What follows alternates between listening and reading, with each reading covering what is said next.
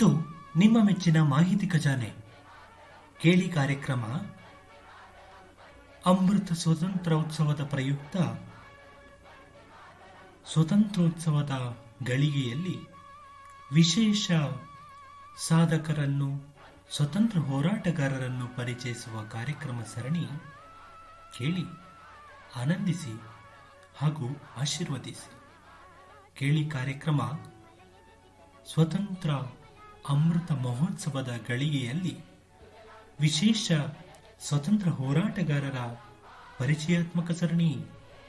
ನೀವು ಕೇಳಿ, ನಿಮ್ಮವರೊಂದಿಗೆ ಹಂಚಿಕೊಳ್ಳಿ. ಹಾಗೂ ಈ ಕಾರ್ಯಕ್ರಮಗಳು ನಿಮಗೆ ಇಷ್ಟವಾದರೆ ಸಬ್ಸ್ಕ್ರೈಬ್ ಮಾಡಿಕೊಳ್ಳುವುದನ್ನು ಮರೆಯದಿರಿ. ಇದು ನಿಮ್ಮ ಮೆಚ್ಚಿನ ವಾಹಿನಿ ಮಾಹಿತಿ ಖಜಾನೆ. ಧನ್ಯವಾದಗಳು.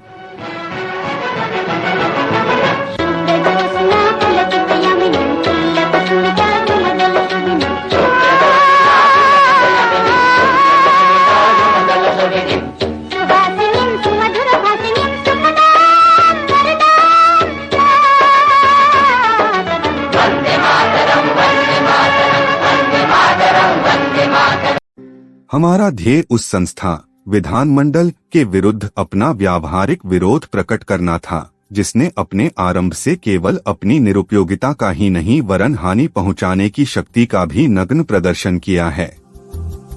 जनता के प्रतिनिधियों की राष्ट्रीय मांग को बार बार रद्दी की टोकरी में फेंक दिया जाता रहा है। निर्वाचित प्रतिनिधियों ने जिन सरकारी कानूनों और प्रस्तावों को अस्वीकार कर दिया, उनको भी सरकार द्वारा मनमाने ढंग से स्वीकृति प्रदान की जा रही है।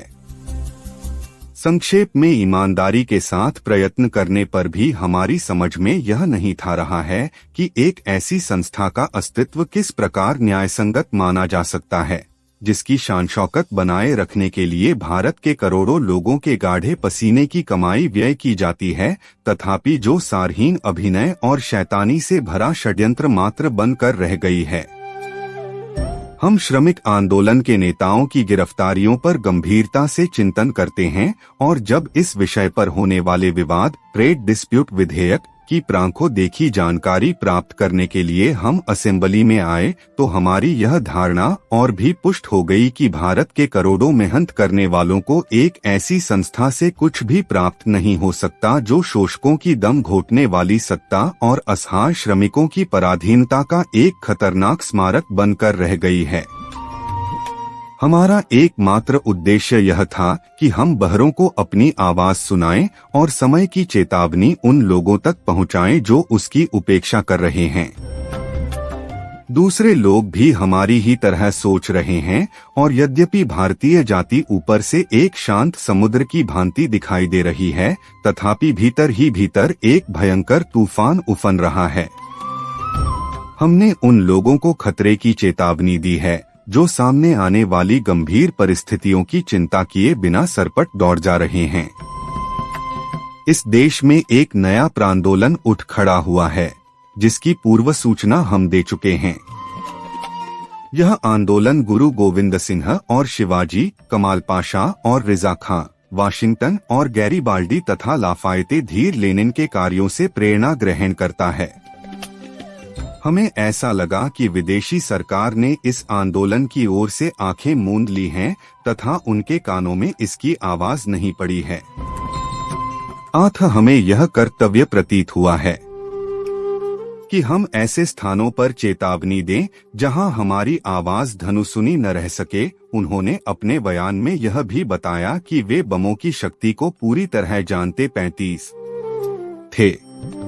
ये बम बनाए ही इस ढंग से गए थे कि इनसे किसी की जान न जाए, मात्र धमाका ही हो। यदि बमों के भीतर प्रभावशाली विस्फोटक तथा विनाशकारी तत्व भरे होते तो वे विधानसभा के अधिकांश सदस्यों की जीवन लीला समाप्त कर सकते थे। हम यह भी कर सकते थे कि हम उसे सरकारी वाक्स में फेंकते जहां महत्वपूर्ण लोग बैठे थे, और आखिरकार हम यह भी कर सकते थे कि उस समय अध्यक्ष की गैलरी में बैठे हुए सर जॉन साइमन पर चोट करते, जिसके दुर्भाग्यपूर्ण कमीशन से देश के सभी पढ़े लिखे लोग घृणा करते हैं। परंतु हमारा प्रयोजन यह सब नहीं था और बमों का जिस प्रयोजन के लिए निर्माण किया था उन्होंने उससे अधिक काम नहीं किया। इसमें कोई चमत्कार नहीं था। हमने जानबूझकर यह ध्येय निश्चित किया था कि सभी लोगों का जीवन सुरक्षित रहे। भगत सिंह और दत्त यदि चाहते तो बम फेंकने के बाद ग्रासानी से भाग सकते थे, परंतु उनका उद्देश्य तो क्रांति को जनता तक पहुंचाना था और इसके लिए आवश्यक था कि वे स्वयं को गिरफ्तार करवाकर अदालत के माध्यम से अपने विचारों को सरकार और जनता के सामने रखें।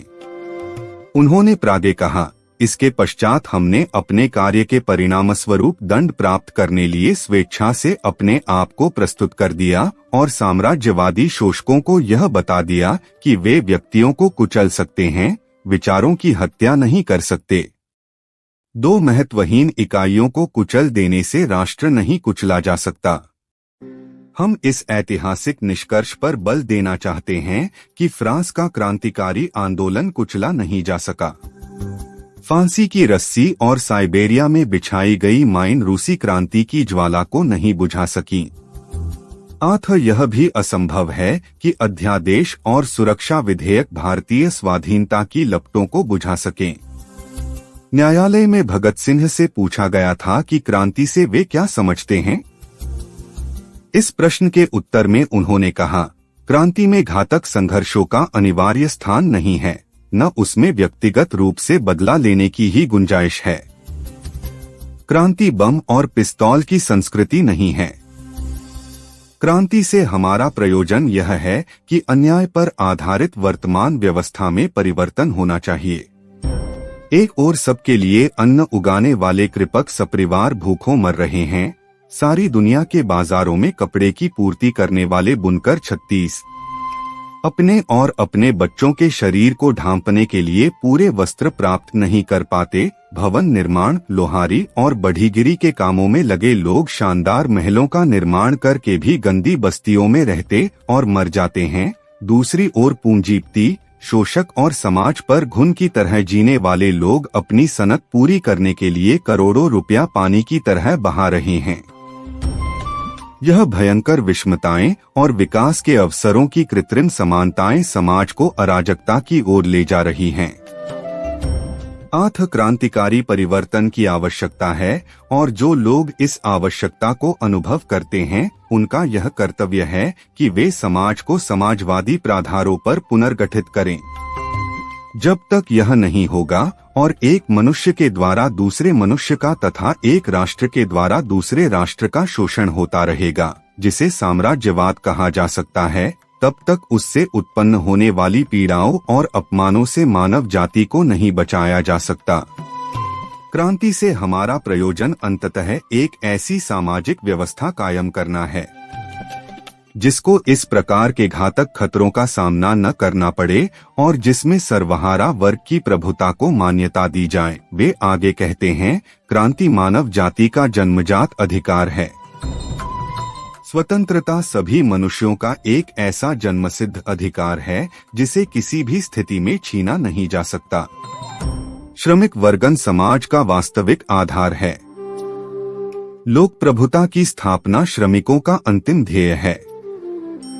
इन आदर्शों तथा इस आस्था के लिए हम उन सर्व कपटों का स्वागत करेंगे जो हमें न्यायालय द्वारा दिए जाएंगे। क्रांति की इस वेदी पर हम अपना यौवन धूप बत्ती को भांति जलाने के लिए सन्नद्ध हुए हैं। इतने महान ध्येय के लिए कोई भी बलिदान बड़ा नहीं माना जा सकता। हम क्रांति की उन्नति की संतोषपूर्वक प्रतीक्षा करेंगे। इनकलाब जिंदाबाद वर्टिकल बार। इस वक्तव्य में भगत सिंह ने नई समाज व्यवस्था की रूपरेखा दी और इन्होंने ही पहली बार समाजवादी समाज की घोषणा की। जब यह वक्तव्य समाचार पत्रों में प्रकाशित हुआ तो देशवासियों का ध्यान भगत सिंह पर केंद्रित हो गया। उनकी जोशीली भाषा, नई विचार पद्धति और कष्ट झेलने के लिए हंसते हंसते श्रागे बढ़ना तथा बलिदान के प्रति इतना साहस और निर्लिप्तता, इस सब के कारण वे सबके प्रिय हो गए। 10 जून 1929 को केस की सुनवाई समाप्त हो गई और उसके तुरंत बाद 37 भगत सिंह को मियांवाली जेल में और बटुकेश्वर दत्त को लाहौर सेंट्रल जेल में भेज दिया गया। हाई कोर्ट में अपील असेंबली बम कांड के मुकदमे में बचाव का प्रयत्न बिल्कुल नहीं किया गया था, फिर भी सेशन जज के फैसले की अपील हाई कोर्ट में कर दी गई। यह भी भगत सिंह की योजना का ही एक अंग था। वे अपने विचारों को जनता तक पहुंचाकर जनमानस में क्रांति लाने के प्रयास में लगे थे। अतः यह एक और मौका था कि वे हाई कोर्ट के मंच पर खड़े होकर क्रांति को उभार सकें। जस्टिस फोर्ड और जस्टिस एडिसन के सामने लाहौर हाई कोर्ट में अपील पेश हुई। भगत सिंह ने दिल्ली की अदालत में बयान देने में अत्यधिक कुशलता का परिचय दिया। यहाँ तो वे और भी अधिक जोश और उत्साह से बोले। उन्होंने इस बात को स्पष्ट करने का प्रयास किया कि बम फेंकते समय उनकी नीयत क्या थी। उस लंबे महत्वपूर्ण बयान के अंश यहाँ प्रस्तुत हैं। कुछ असेंबली में हमने जो 2 बम फेंके, उनसे किसी भी व्यक्ति की शारीरिक या आर्थिक हानि नहीं हुई। इस दृष्टिकोण से हमें जो सजा दी गई है, यह कठोरतम ही नहीं, बदला लेने की भावना वाली भी है। यदि दूसरे दृष्टिकोण से देखा जाए तो जब तक अभियुक्त की मनोभावना का पता न लगाया जाए, उसके असली उद्देश्य का पता नहीं चल सकता। यदि उद्देश्य को पूरी तरह भुला दिया जाए तो किसी भी व्यक्ति के साथ न्याय नहीं हो सकता, क्योंकि उद्देश्य को नजरों में न रखने पर संसार के बड़े बड़े सेनापति साधारण हत्यारे नजर आएंगे, सरकारी कर वसूल करने वाले अधिकारी चोर जालसाज दिखाई देंगे और न्यायाधीशों पर भी कत्ल करने का अभियोग लगेगा।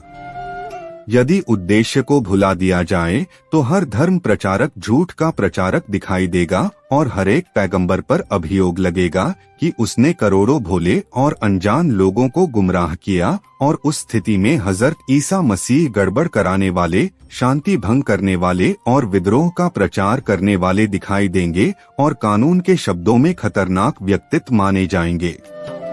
लेकिन हम उनकी पूजा करते हैं, इसलिए कि उनके प्रयत्नों का प्रेरक एक ऊंचे दर्जे का उद्देश्य था। इनकलाब जिंदाबाद और साम्राज्यवाद मुर्दाबाद का अर्थ स्पष्ट करते हुए उन्होंने कहा, इनकलाब जिंदाबाद से हमारा वह उद्देश्य नहीं था जो ग्राम तीर पर गलत 38 अर्थ में समझा जाता है। पिस्तौल और बम इनकलाब नहीं लाते, बल्कि इनकलाब की एक तलवार विचारों की सान पर तेज होती है, और यही चोज थी जिसे हम प्रकट करना चाहते थे। हमारे इनकलाब का अर्थ पूंजीवाद और पूंजीवादी युद्धों की मुसीबतों का अंत करना है। मुख्य उद्देश्य और उसे प्राप्त करने की प्रक्रिया को समझे बिना किसी के संबंध में निर्णय देना उचित नहीं है। गलत बातें हमारे साथ जोड़ना साफ साफ अन्याय है। बमों के अंदर कितनी शक्ति है, इसकी उन्हें पूरी जानकारी थी, और बम इसीलिए खाली स्थान पर फेंके गए ताकि किसी को चोट न आए। इस संबंध में स्पष्टीकरण करते हुए भगत सिंह ने कहा, यदि हमें बमों की ताकत के संबंध में कोई ज्ञान न होता तो हम पंडित मोतीलाल नेहरू, श्री केसकर, श्री जयकर, श्री जिन्ना जैसे सम्माननीय राष्ट्रीय नेताओं की उपस्थिति में क्यों बम फेंकते? हम नेताओं के जीवन को किस तरह खतरे में डाल सकते थे?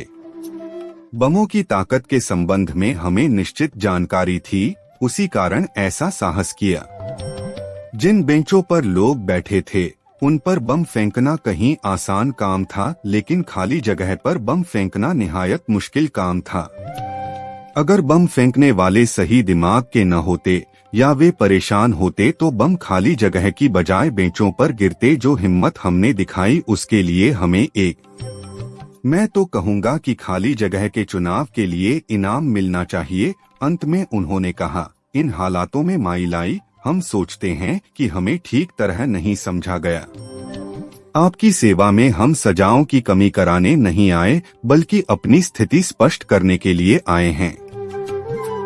हम तो चाहते हैं कि न तो हमसे अनुचित व्यवहार किया जाए और न ही हमारे संबंध में अनुचित राय दी जाए। सजा का सवाल हमारे लिए गौण है। उपरोक्त दोनों बयान अत्यंत महत्वपूर्ण हैं। वास्तव में भगत सिंह को पूरी तरह समझने के लिए इन दोनों बयानों का अध्ययन बहुत ही आवश्यक है। भले ही बयान बहुत महत्वपूर्ण था, परंतु सत्ता के नशे में चूर जजों ने इसे स्वीकार नहीं किया और सेशन जज के फैसले को बहाल रखते हुए भगत सिंह और बटुकेश्वर दत्त को ग्राजन्म कारावास का दंड सुना दिया। 39